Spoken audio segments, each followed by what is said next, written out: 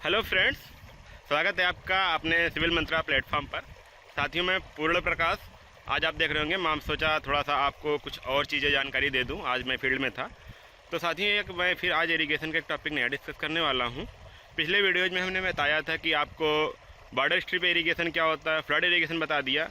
साथियों, आज मैं बात करने वाला हूँ कि जो हमारा फ्यूरो इरीगेशन होता है, फ्यूरो इरीगेशन, ठीक है, तो उसको हम बात करेंगे। उसमें क्या चीज़ होता है, उसको कैसे अप्लाई किया जाता है फील्ड में, या फिर आप फील्ड में देख पाओगे कि फ्यूरो इरीगेशन का कैसे एप्लीकेशन होता है। जब वो समझ पाओगे साथियों, तब आपको ज़्यादा आसानी से आप बुक में भी समझ पाओगे, एग्जाम में लिख भी पाओगे। तो आइए साथियों, हम बात करते हैं आपको कि फ्यूरो इरीगेशन क्या होता है और कैसे अप्लाई होता है। तो साथियों, आप ये देख पा रहे हो कि हमारी आलू की खेती है, जहाँ पर ये इरीगेशन हो रहा है। यहाँ पे देखो आप पानी जा रहा है। तो यहाँ पे मैं कुछ टर्मिनोलॉजी आपको समझा दूँ। ये जो आपका नीचे वाला एरिया है, जो नीचे वाला एरिया उसको हम बोलते हैं फ्यूरो। और जो ऊपर वो है, जिस पे आप देख रहे हो पेड़ लगा हुए हैं, ये पेड़ हैं जो उगाए हैं, इसकी आलू की खेती है तो आलू के पेड़ हैं ये, तो इसको हम बोलते हैं रिज। तो ठीक है, तो अपर जो एरिया है जिसका एलिवेशन ज़्यादा, जो एलिवेटेड है, उसको हम बोलते हैं क्या, रिज। और जो डाउन एरिया है उसको हम बोलते हैं फ्यूरो। ठीक है, तो फ्यूरो इरीगेशन इसलिए बोला जाता है ताकि जो पानी इसमें आता है वो फ्यूरो में आता है। जो नीचे वाला आप देख पा रहे हैं वो फ्यूरो में आता है, ठीक है, इसमें आता है नीचे वाले बीच वाले में, ठीक है, इसमें फ्यूरो है, तो इसलिए इसको बोलते हैं फ्यूरो इरीगेशन। तो आइए हम देखते हैं इसको सिस्टम क्या है, कैसे किया जाता है। देख पा रहे हो साथियों, ये हमारा क्या था, एक मेन सोर्स है वाटर, जहाँ पे पंप करके यहाँ पे लाया जा रहा है। ये हमारा ड्रेनेज मान सकते हो आप, ठीक है, जिसको हम नाली बोलते हैं हिंदी में, ठीक है, नाली में आ रहा है। फिर उसके बाद देखिए यहाँ से फील्ड स्टार्ट होता है, ठीक है, तो फील्ड में काटा गया है। अब उसके बाद देखिए मेन फ्यूरो है, ठीक है, जहाँ से ये पानी पीछे खेत तक जाएगा पूरा। देखिए इतना लॉन्ग पूरा लेंथ है खेत का। तो यहाँ पे ऐसे हमारा क्या होगा कि इसमें पहले मेन चीज़ है, ये मेन मान सकते हो, मेन हमारा फ्यूरो है, तो इसमें पानी भरेगा। ठीक, इसके बाद हमारा जस्ट जो छोटे छोटे फ्यूरेज है जो हमारे चेक कटे हुए हैं इसमें आएंगे। तो आप यहाँ देख सकते हो जो हमारा मेन फ्यूरो था, जहाँ से हम बताए थे, तो इससे जो पानी आ रहा है, देखो इसको हमने छोटे छोटे फ्यूरो में डिवाइड किया है, ठीक है, चेक, और छोटे छोटे में एरिया में डिवाइड कर दिया, क्योंकि ये डिपेंड करता है कि आपके खेत का स्लोप कितना है, ठीक है, और कितना बड़ा एरिया है। क्योंकि अगर हम पूरे एरिया में एक बार ऐसे लॉन्ग पूरा लंबा फ्यूरो बना के करेंगे तो क्या होगा कि उसमें पानी भर जाएगा, ठीक है, और ये जो रिज हमारा वो कोलैप्स करके नीचे बैठ जाएगा, मिट्टी उसकी बोलते हैं, ठीक। तो इसलिए हम क्या करते हैं, छोटे छोटे एरिया में डिवाइड कर पा रहे होंगे। आप देख पा रहे होंगे, देखिए इसका जो फ्यूरो है, देखिए उसके आगे सर्टेन पॉइंट के बाद वो खाली है, मतलब कि वो वहाँ से कट मारा गया है, ठीक, उसके आगे वो नहीं जाएगा। तो देखिए ऐसे पानी आ रहा है, ठीक है, सभी फ्यूरोज में ऐसे जो छोटे छोटे हैं यहाँ पे पूरा पहुँच जाएगा।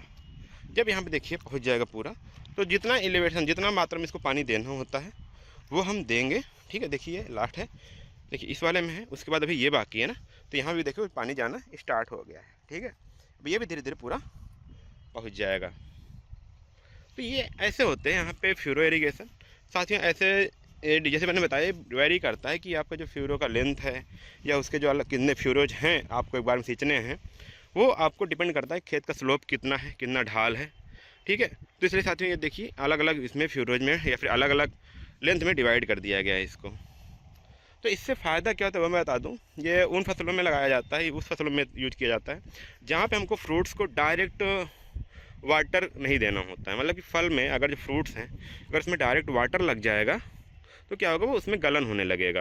अब यहाँ पे देख पा रहे हो कि जैसे हम बताया कि यहाँ पे जो फसल में डायरेक्ट पानी ना लग पाए, ठीक है, जो फसल है, फ्रूट है, तो यहाँ पे देख सकते हो साथियों जो आपका रिज है वो देखिए मॉइस्चर, वहाँ पे देखिए उसका कलर अलग है। बट यहाँ पे देखिए जो टॉप एरिया वो देखिए कैसा है, यहाँ पे ड्राई है, कैसा है, ड्राई है। और जो नीचे वाला एरिया वो कैसा है, वेट है।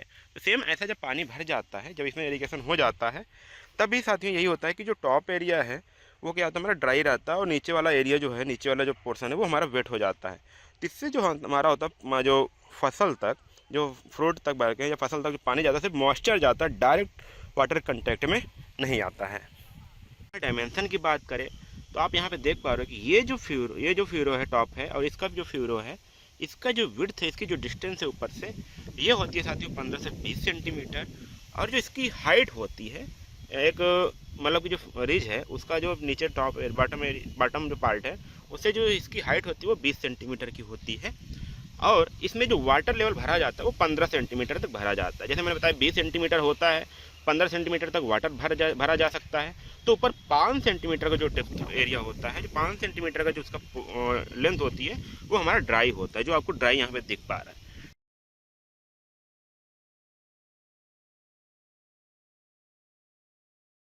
कुछ फसलों के एग्जांपल लूँ, जैसे आपका आलू हो गया, जैसे मैं यहाँ पे दिखा ही रहा हूँ, टमाटर हो गया। ऐसे जो फल हैं उनमें अगर डायरेक्ट फल में आपको पानी लगता है तो वो गलने लगता है, इसलिए वहाँ पे ये सारे जो हमारे मेथड है, ये वाला फ्यूरो मेथड वहाँ पे अप्लाई किया जाता है।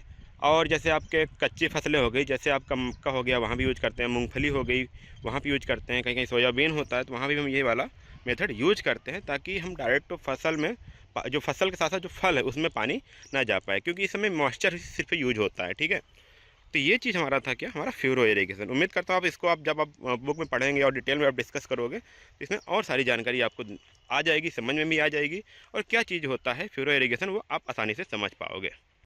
और साथियों, ये जो इसकी यूजेबिलिटी है वो लगभग हर टाइप के सॉइल में हम इसको यूज कर सकते हैं। जैसे वहाँ पे मैंने बताया था आपको बॉर्डर स्ट्रिप इरीगेशन में, उसमें कुछ रिस्ट्रिक्शन थी, फ्लड इरीगेशन में बताया उसमें कुछ रिस्ट्रिक्शन थी, बट ये जो आपका इरीगेशन है वो हर टाइप के सॉइल में ये आप यूज कर सकते हो। ठीक है, क्योंकि और स्लोप भी अगर हर क्या जितना भी स्लोप है, स्लोप के हिसाब से, क्योंकि हम यहाँ पे इसका जो फ्यूरो है उसकी लेंथ डिसाइड कर लेते हैं, तो वो भी हमारा स्लोप अगर स्लोपी एरिया है तभी हम इसको यूज कर पाएंगे साथियों। तो ये साथियों था आज हमने बताया फ्यूरो इरिगेशन के बारे में। तो उम्मीद करता हूँ आपको वीडियो अच्छा लगा, कैसा लगा वो भी बताइएगा साथियों कमेंट बॉक्स में। यदि आपको अच्छा लगा है तो अपने दोस्तों तक जरूर शेयर कर दीजिएगा, उनको भी जानकारी हो जाए, डिटेल में अच्छे से जानकारी हो पाए। और वीडियो को लाइक कर दीजिएगा और एक प्यारा भरा कमेंट छोड़ दीजिएगा। Thank you.